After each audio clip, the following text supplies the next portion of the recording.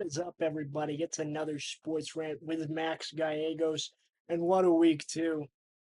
What a week two of NFL. First and foremost, I want to mention, shout out the UNM Lobos.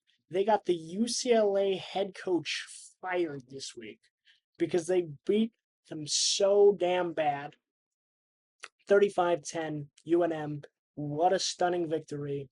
I was over the moon that night before. I was like, wow, we are actually beating a Power 14. First time since 2008. What an incredible performance by the Lobos, getting national attention, getting ready for that UNM New Mexico State matchup. I'm super excited. Shout out Jack Lane. Shout out Jason Eck. This is going to be a stunner, one for the ages. I am actually excited for UNM football. I have never been excited for UNM football more than I am right now. I am stoked. Just absolutely stoked. What a performance they put on. Um, I'm impressed. Just grinning from ear to ear all week. I think about it and I'm like, hell yeah. In the Rose Bowl, what a game. What a game. But I want to get into the NFL a little bit more. Week two gave us a lot of nuance, gave us a lot of woes. Started off Packers Commanders. That was a pretty insane game, to say the least. We had coming on Sunday, we had like the craziest early slate I have ever seen. That Giants Cowboys game was just electric from every phase of the football game. We had the Super Bowl rematch between the Eagles and Chiefs. We'll get into that for sure. We had the probably one of the most boring Sunday night football games I've hadn't seen in a while. And then, most importantly, we had Monday night doubleheader, two really good games for the most part for a Monday night doubleheader. There was one that showed us a lot, and they've been showing us a ton. And I think that I got to get straight into it. I want to first and foremost, I want to talk about these injuries. What happened to Joe Burrow, and what happened just recently? We've seen that J.J. McCarthy is also going to be out for for what looks like a couple of weeks, as well as not just JJ, not just it looks like also uh, uh, Jaden Daniels is going to be out for what looks like at least next week for sure. This is devastating for these teams. But what really sucks about it is that you know what's going to happen for him, right? Carson Wentz is going to be starting for the Vikings. Uh, Marcus Mariota is going to be starting for the Commanders. Who else? Oh my gosh, we got Tyrod Taylor is going to be starting for the Jets. It looks like Justin Fields went out with a concussion in the game against the Bills. There's just a ton of injuries. What pissed me off though, I've been beating around the bush for a while. What really made me mad is that the Cincinnati Bengals have a $300 million quarterback, a $300 million asset. If you're a business, right? Thinking on the business side, 300 million. That man is the franchise. He gets injured, turf toe, pretty bad. He's probably going to be out the rest of the season. And you guys don't have a cart to bring him out on, not a John Deere, nothing. You just bro walk him like he's drunk to the locker room. Are we freaking serious? This is ridiculous. Watch it. You let the fans watch that. You let everybody. That is how you treat a $300 million asset.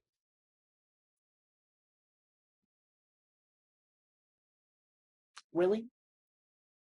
The guy brings in more money than probably $1 billion asset, honestly, because He brings in so much money to that organization, to the NFL. If I'm Roger Goodell, I'm calling. I'm being like, hey, why is that happening? Because I was watching the Monday night matchup between the Raiders and Chargers, and Khalil Mack gets an elbow injury, and he gets a card.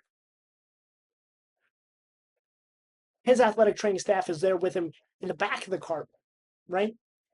He wasn't. It wasn't even a leg injury, and they're still putting him on a cart just because they treat him right. Are we serious? Like, it's ridiculous, and it's unfounded and unheard of. And yet, you know what? And it pissed me off. And I just want to say that. I want to make that absolutely clear. That is not something you want to see in the NFL ever. But it is what it is. We'll see what happens with these new quarterbacks. There's a lot of nuance. Just going through, I have a top 10 list for NFL teams. Here we go.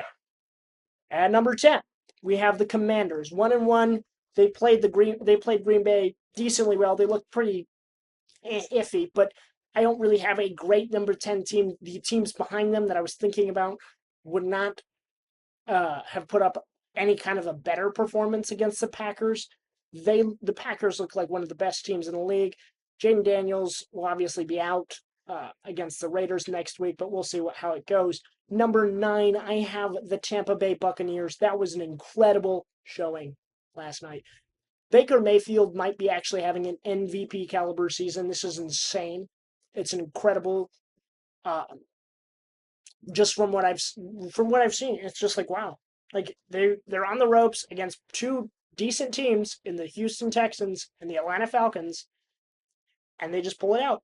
He just finds ways to win. It's incredible. At number 8, I have the Detroit Lions. Detroit Lions, 52 points. They were obvious. This game was very much a game that was personal for everybody involved in the Lions organization. They were like, we are going to take it to Ben Johnson. They booed him right out of the gate.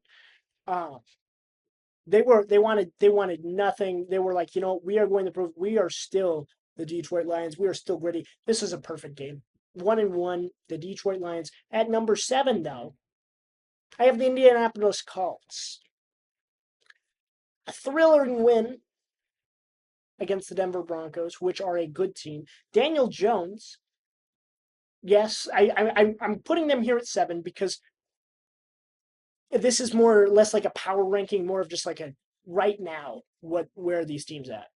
Because if it comes to competing for a Super Bowl, yeah, I'd throw in the Chiefs. But reality, the Colts have had 2 very impressive wins. First of all, they beat the brakes off the Dolphins. And then, second of all, they are just like, hey, you know what? They beat the Broncos, which everybody is touting as a great defense. This is an amazing defense. Wow, what a great defense. Shane Steichen might have actually been held back by Anthony Richardson. This is an insane performance he's having. I think this is not quite what we saw with the Saints last year, but I until proven otherwise, they will be in the top 10. But at number 6 is the Los Angeles Rams. They just continue to impress. They are just so good they're the number one coming into next week. They will be the number 1 defense. Matthew Stafford has continually proved why he is still a top 5 quarterback. There is just the way they play is just incredible. And I have never, like, Sean McVay is also a top 10 coach in this league, top 2, 3 coach in this league. Honestly, there is an argument that he is one of the best coaches in period. And I think with Puka Nacua, with this and the way their offense is running, the way their defense is so freaking good. Jared Verse is an insane athlete. They continue to roll. But at number 5, I have the other LA team, the Los Angeles Chargers. This is another defense that looks insanely good. Over 2 weeks, they have held they have held down Geno Smith and Patrick Mahomes. They have held down Brock Bowers. They've held down legitimate teams.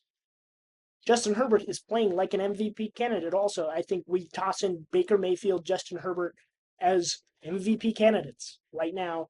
Uh, yes, it is week 2, but still, we are playing football now, people. These games matter just like the rest of them. But at number 4, I have the Baltimore Ravens, who have the other MVP candidate in Lamar Jackson, beat the brakes off the Browns. Unfortunately, they did not hand the ball off to Derrick Henry, which absolutely screwed my fantasy team. But it just still proves how they can just beat the brakes off of a team at with any facet of the game. Zay Flowers is an incredible wide receiver, a definite wide receiver 1. And now Lamar Jackson, yes, is doing Lamar Jackson shit, beating you in every way that they can.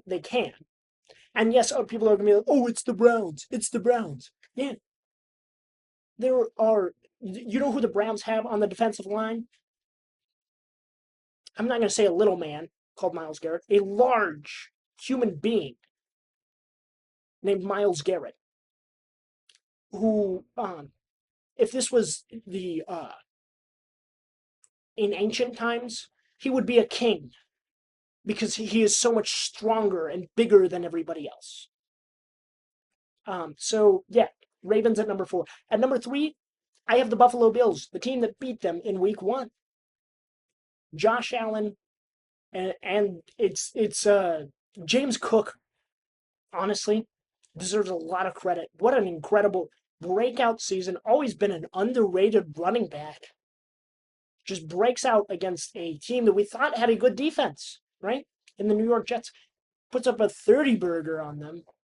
Justin Fields, of course, comes out of that game probably with a concussion. But still, whenever you, as a Super Bowl team, you have to beat the shit out of really bad teams. At number 2, I have the Philadelphia Eagles, who, in their Super Bowl rematch between the Kansas City Chiefs, they won. Plain and simple, they did it. They were the tougher team on the line. They were the tougher team. Like, they were just tougher. They out-toughed a tough team in Kansas City. Kansas City has other issues. That's the reason they're not on this list. Starting off 2-0 is not the way to be in a week 2 top 10 poll, but I still think they are a good team. They have a great quarterback. But I think if everybody's going to talk about, well, Jalen Hurts only threw under 100 yards, yeah, they have an unstoppable play in the tush push, which I will talk about a little bit later, but that is an unstoppable play. When you have an unstoppable play, folks, it doesn't matter. The tush push is unstoppable. But at number 1, I have the Green Bay Packers. Since they added Micah Parsons, they have become a top-tier defense. Maybe the best defense in football. The Commanders, who have a very unguardable quarterback, and they don't it's not like they have chumps out there. They have Deebo Samuel and Terry McLaurin. They were not able to move the ball. Not one bit. And that's what impressed me about the Chargers, and that's what impressed me about the Packers. Neither team, with capable quarterbacks. Geno Smith is a starting quarterback. I will defend Geno Smith. They were not able to move the ball at all. Period. Point blank. Jordan Love also. The Packers don't have a weakness. They have Josh Jacobs. They have a great offensive line. They have weapons. Yeah, they lost Jalen Reed. He went down. They have way more guys in the wings. They have their new rookie Golden. They have Tucker Kraft, who turned out, oh my gosh, on my league he had 42 fantasy points. It's incredible. Like, what the heck are we talking about?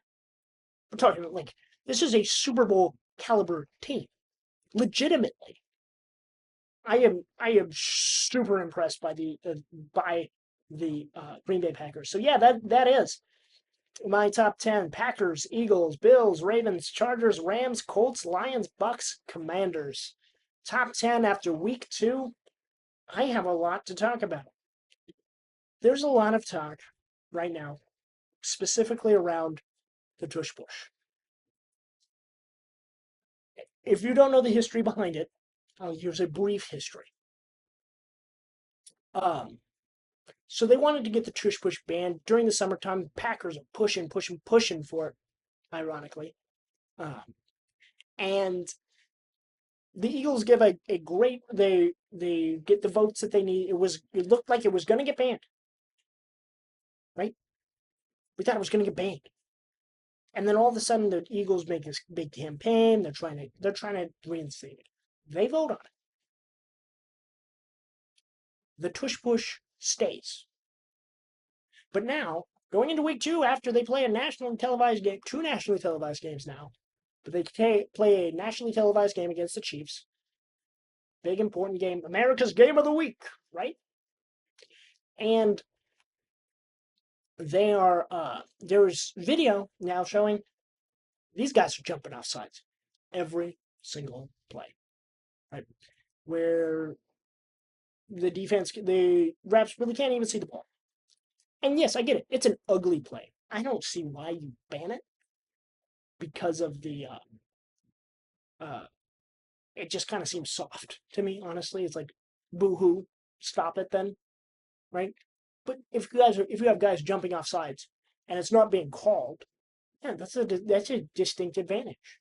I think that's the way that you get it to, like, if you get the Eagles to stop, you just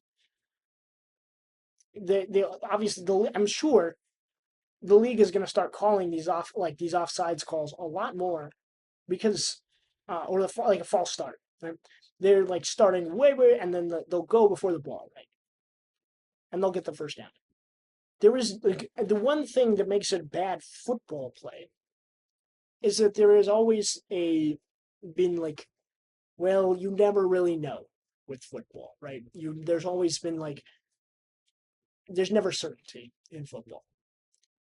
And with this, there is a certainty. They are going if it's 4th and 2 or 4th and 1, the Eagles will get a first down. It does not matter. You can't really stop it. So would I think it will probably be reviewed next offseason and it will probably get banned. I'm gonna be real here. Because especially with the offsides calls, with all that happening, they're like nobody runs it like the Eagles. Like we've seen it from the Bills, we've seen it from everybody else. You gotta like they have that offensive line and they have that personnel to be like, hey, you know what?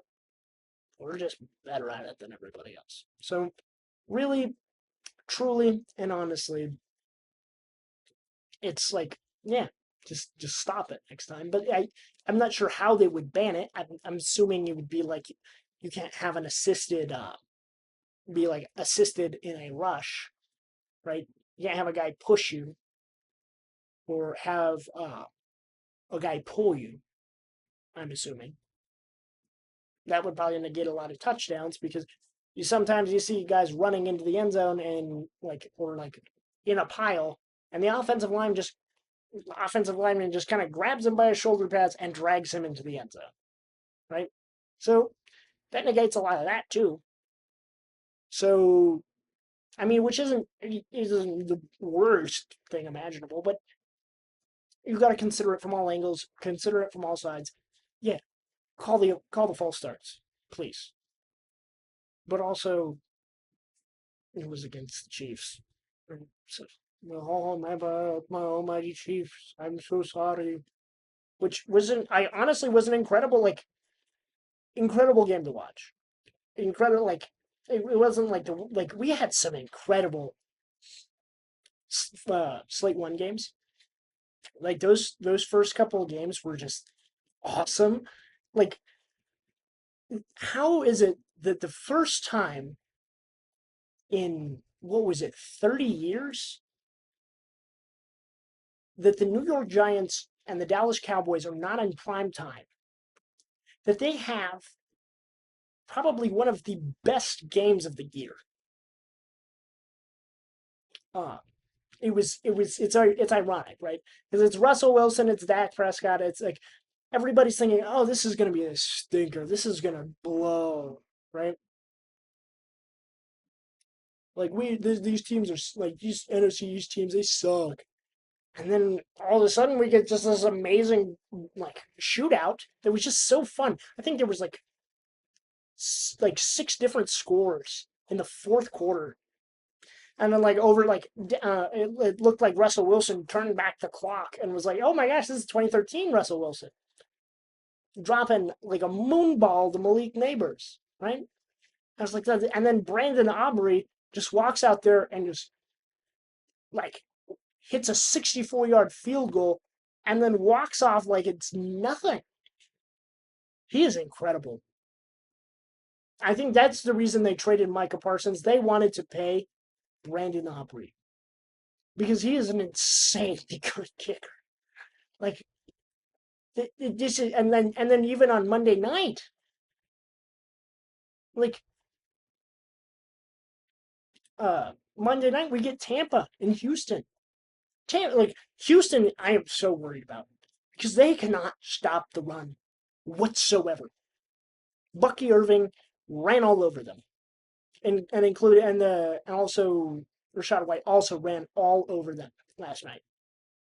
They could not stop a nosebleed. They could not run the ball themselves. C.J. Stroud was able to get Nico Collins the ball, I think, once, and that was on that touchdown play. That was it. The rest of the time, their offense looks stagnant and bad, and their defense looks incredibly undisciplined. There was like six different times I saw arms wrapped around a guy's head. What are we doing? This is supposed to be a playoff operation in Houston here. I'm super worried about them and then Baker Mayfield walks him down. He's done that twice now. He walked him down at the Atlanta Falcons, and then he walked him down again tonight to win the game. Like what a dog. He is literally I think he is honestly the best. He is an MVP candidate. I don't even think that's crazy. That's not even a crazy take. And he might be the top MVP candidate after that because the way he just like kind of just manipulates the game, he gets a big run, 4th and 10, big run, right? Grabs at his ankle. DB comes over, starts talking shit. He pops up instantly. It doesn't matter, right? He's like, no, I gotta talk my shit. It's important for him to talk his shit, and it just shows him as a leader, let alone as a quarterback. He is just an incredible leader of men. Like I would want to run through a brick wall if my quarterback did that. Lower the shoulder and then talk shit to the corner. What an incredible performance. I was blown away by it, honestly.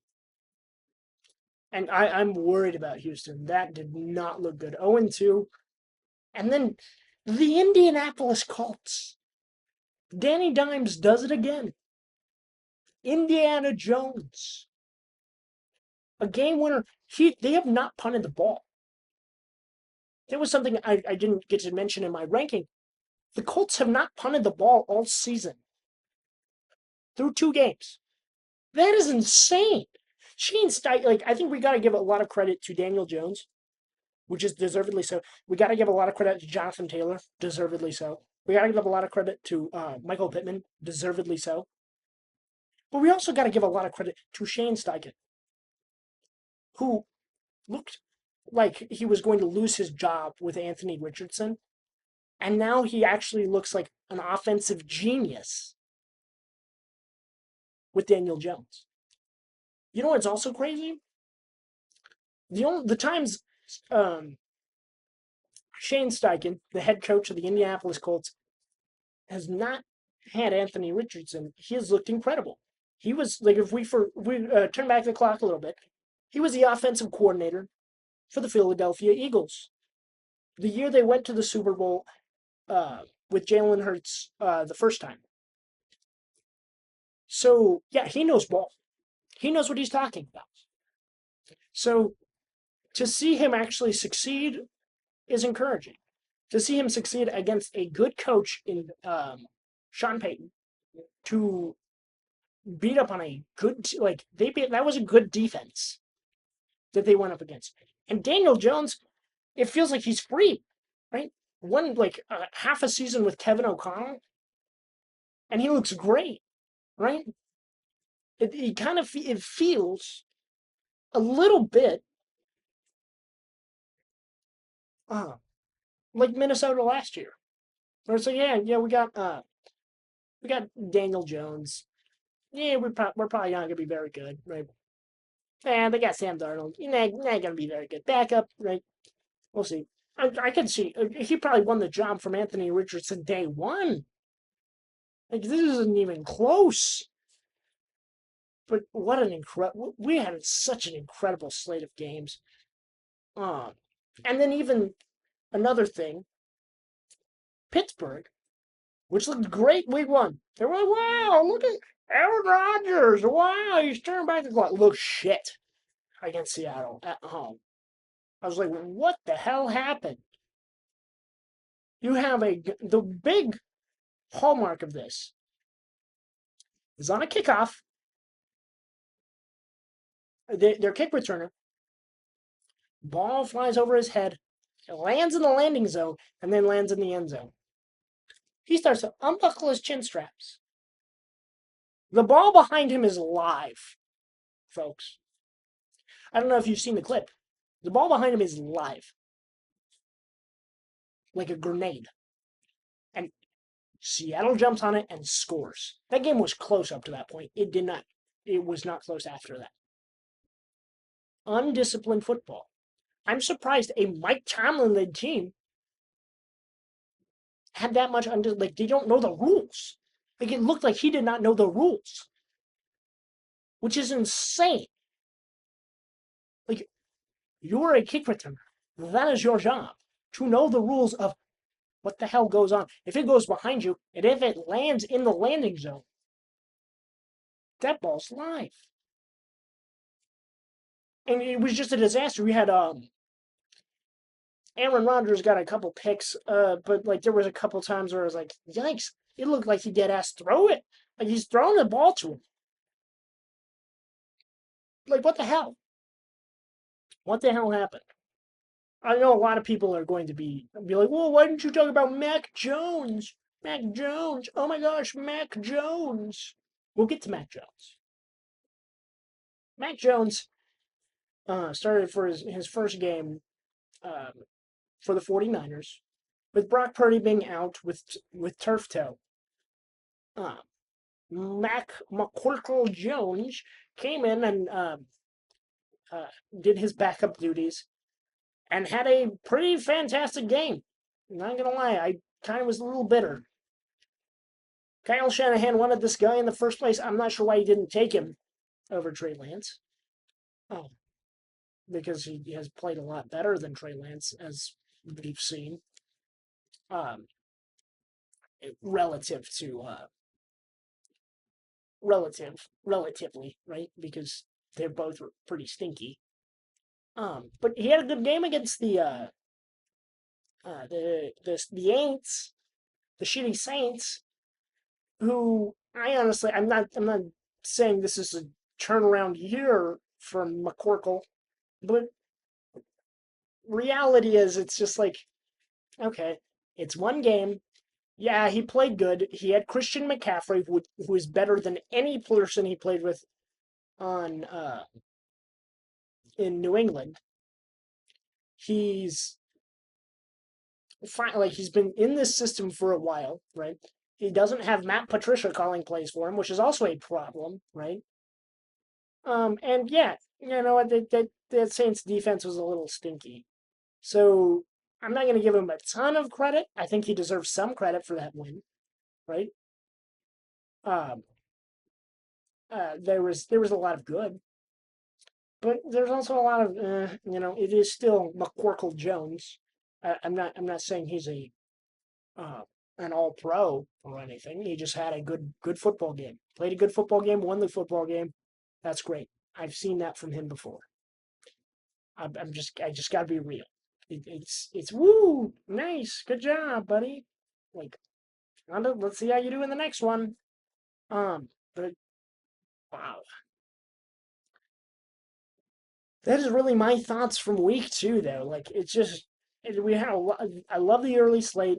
I don't understand the doubleheader on Monday night, but that's fine because like even for me, I live in I live in Mountain Time, and that was like the game start the Raiders Chargers started at 8 o'clock, and I'm at like 10 o'clock. I'm like, geez, this is what people on the East Coast go through every Sunday night. I can't imagine. Like this sucks. Like, ugh, like this blows. Like, ugh. And then it's like majority of America. Like I'm like I feel like the Mountain West has the mountain time zone has the perfect time zone for sports. I'm a little biased because it's most of the where I watch sports, but you wake up 10 o'clock, football starts. Like yeah, it's not a bad time. It like 10 o'clock, and you get started with the early slate games. If there's the shitty ones, you can kind of get through them. You're still in your boxers or you're drinking coffee. Like it's good for early risers, right? And then, um, well, no, it more starts at like 11, right? Like 11 o'clock, perfect start to football, right? You're awake, you got pancakes, you got breakfast, you can have brunch, you watch football, start to get the day off. 4:20, you get the 4 o'clock, you get the uh, uh, late slate games, which are also just like it's just very nice to watch football at that time too. It's just like, hey, it's like, oh, like after lunch, you had a, just like, yeah, yeah, turn on the football, like turn on the prime time, middle slate game. And then around dinner time, at around like 6:30, you get Sunday night football. And then you end it right around the time you just need to go like shower and go to bed. It's perfect. I don't know. I might be biased. I am biased. I'm absolutely biased, but that is the best time to watch. Like it's so nice. I love it. It would suck if I had to move uh, to a different time zone. I feel like Central Time Zone wouldn't be super bad because it's just like pretty similar. But it's gonna be dope, dude. I'm so stoked for football. We're back. We are rolling with so much football content. Shout out. Oh gosh, I got a bug on my mic. But yeah, I got some big announcements for you guys right here before we go. Um, Starting some interviews September 30th. I'm gonna be on with Couch Potato Sports. They're gonna come on with a Lobo Express. That'll be a big interview coming up. Stay tuned for that. Big announcement. Also, just got some more interviews in the pipeline coming along the way. So we're gonna have a lot more fun content for you guys. So stay tuned. So like, subscribe, whatever platform you're listening or watching on. Appreciate you guys. Peace out. See ya.